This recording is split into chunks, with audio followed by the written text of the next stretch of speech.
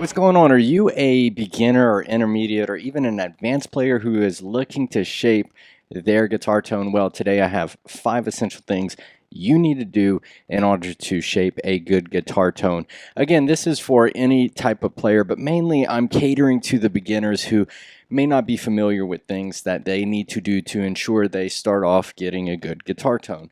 So we're going to jump into it, but first make sure you're subscribe to the channel, turn on that bell notification so you know whenever I have a video coming out. Anyway, guys, let's get into it with step one. Tip number one, this is very essential, especially if you're a beginner. So I always tell people you have to have your guitar set up. Now, once you are purchasing a guitar, it is probably smart of you to go on YouTube and learn how to set it up yourself, because I will tell you right now, as someone who has mainly set their guitar up and never really asked a luthier to set it up or a specialist, I think it just helps you learn the instrument better and it gets you to dive into this thing. So I'm not going to tell you everything on how to set up a guitar, because I will do that in a video that gets really in depth with that. But I will say that you can learn how to set these things up just from YouTube, or in general just from scouring the World Wide Web, right? There's lots of resources, but the main thing you want to do is how to adjust your bridge, okay? And that helps with your action. So it helps with whether your action is too high, which means the strings are high off the fretboard and it becomes harder to play and bend and even push the strings down, versus if you have a lower action, this creates the strings to be closer to the fretboard, requiring less effort, which means you can do really cool fast things and just learn effortlessly. That's why a lot of people, when they start off on an acoustic guitar, they actually become a little bit better when they go to electric, because an acoustic has a higher string action. So that's just one tip, but the main tip from this is to have your guitar set up. Now, that is also why I recommend purchasing a less expensive guitar. Guys, this is a replica of a big brand, and this cost me $200. If you're ever interested in inexpensive gear, I do that on this channel, guys. I show you guys that you don't have to spend big bucks to sound big, all right? And that is my motto. That has been something I've stuck by, and most of the videos you see on this channel are of inexpensive gear. So let's go into step number two. Step two is really cool. It is messing with your amp settings. So we are in a day and age right now where you have the ability to purchase plugins. Guitar plugins are essentially the amp, and you can mess around with those things. I highly recommend purchasing a guitar plugin. You can do it from sites like Neural DSP.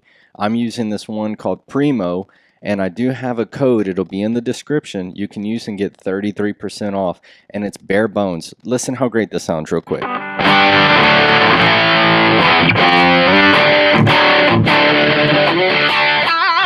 Anyway, guitar plugins, in my opinion, are better than purchasing an amp for your first time, because if you're not gigging and you're just learning, then you can mess with all the dials that they have on these plugins that mimic an amp. So step two is just kind of learning the amp and how it's supposed to sound, and what a treble is, and what a mid does, and what a low frequency does. It's all these knobs that you can play with, and my tip for that is just go each knob, like play a chord and just go each knob one by one and just kind of hear what it sounds like.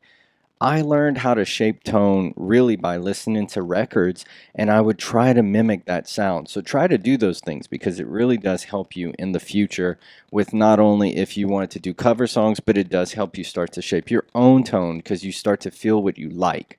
All right, let's jump into step three. Okay, tip number three is really cool. So this right here is called single coil pickups, and basically what these are essentially smaller versions of humbucker pickups. So in these humbuckers, you have two of these like this. Imagine them put together in each of those components, right? So you have a total of 4 of these, if you will, okay?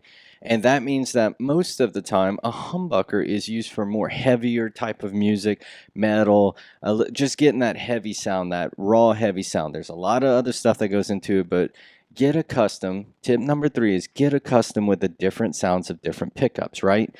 That way you understand, oh, this is what I like and what I don't. Also, it goes into like saying that you can be very versatile, right? So maybe you only have a single coil guitar, but now you've learned how to properly set up your guitar. You've also learned how the amp settings work. So now you can essentially use any type of guitar with any type of pickup and get close enough to the sound that you want and prefer. So step number 3 is just learning the different types of pickups. There's a lot out there, but again, when you purchase your first guitar, okay, or if you have a guitar, learn how to set it up, mess with the amp settings, and on top of that, learn what the different types of pickups do. I will give you a really cool tip off of this tip, is that some of these guitars actually come with a switch right here. It's called a push-pull pot, okay? And it means you can push it up and you can turn those 2 pickups we were talking into one pickup, which turns it into a single coil sound, which means it sounds more like a Strat, which is where the single coils derive from. So tip number 4, just like we were speaking about the amp, you have 2 different type of pedals. You have like a digital pedal and an analog pedal.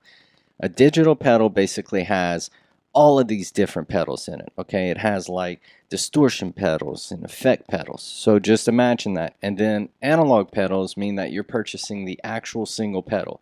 So you're going to a store or a site and you're saying, I want one distortion pedal, versus a digital pedal board having multiple distortion pedals to choose from. So I hope that makes sense. Drop a comment if it doesn't, or drop a comment if you prefer analog or digital.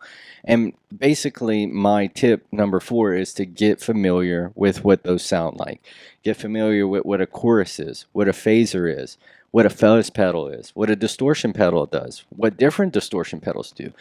I always recommend the plugins because they come with the pedals, they come with the amps built into them. I have plenty of videos on this channel that describe all of that stuff, so that way you can dive deep into it. You can find cheap gear, affordable gear should I say, that is going to make you sound really good and get you familiar with it, so that way you're not having to tinker too much, and that way you can just play.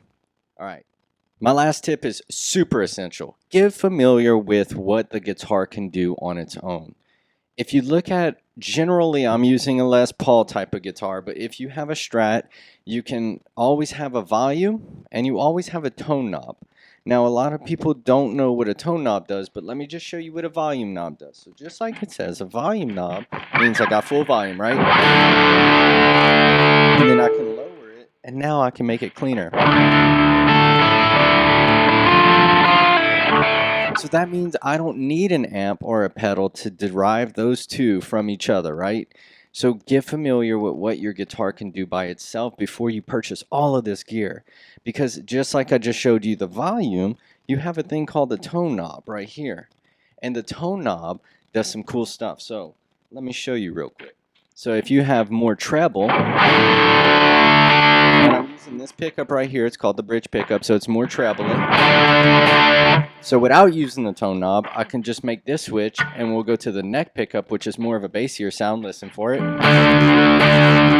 You can hear that right off the bat. So what we do is, if I put this position down, that means it's on this pickup, and now I can take that tone knob we talked about, roll it all the way down, and listen to this. I hope you're hearing the difference. So you're going from more of a bass to a treble, and this is kind of an iconic sound from.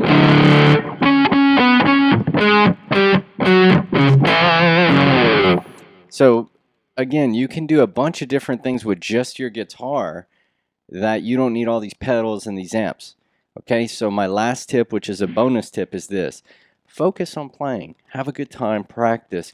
Really just enjoy the instrument. Don't get too involved with shaping these tones and thinking you have to have all of this and all of that.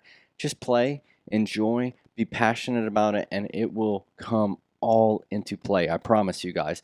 I will have some more videos that show you guys how to develop your own sound, and also jumping more into the intricate part of these type of tips. But for now, this is my 5 essential plus a bonus tip for those beginner guitar players. Let me know if you have any essential tips you want to share with the viewers. And also, thank you so much again for watching. Please share, subscribe, like, do all that good stuff that keeps this thing going. And I will see you next time with a cool lesson. I'm out.